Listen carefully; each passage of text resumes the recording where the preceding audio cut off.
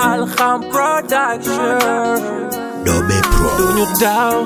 Do you down, ginnaaw ñoo ngi ci way ñoo ngi try muy naaw man du ma daw du. On nagera avec Mbaye Diop. Il va interpréter la chanson de Abdou de Sek, John Aduno. C'est maintenant. Numéro 4, Mbaye Diop. Il nous vient de Gorumbach, Saint Louis.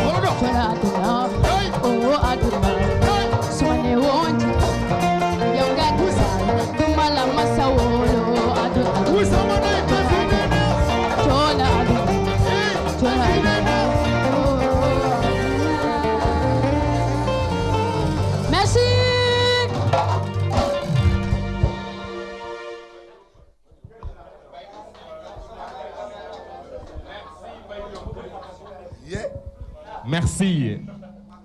Il est un jeune. Il vit ici à Saint Louis. Il vient de Gormbat, Santiba, Gendar. Langue de barbarie. Tarkala machallah. Mais Mbaye. Tay da nga yëngal ni demee noonu. li ma waroon wane la rek. li ma waroon wane la rek. li nga waroon wane la. waaw moo tax nga wane ko. moo tax ma wane ko. Le moral est bon. waaw waaw. Merci Mbaye. merci bien. Merci Mbaye. Merci Mbaye Diop. On enchaîne avec Wally Ngadiamba. Il va interpréter la chanson de Momo Dieng, hommage à Papa John. Numéro 11, Wally 2, il nous vient de Rao, Saint-Louis.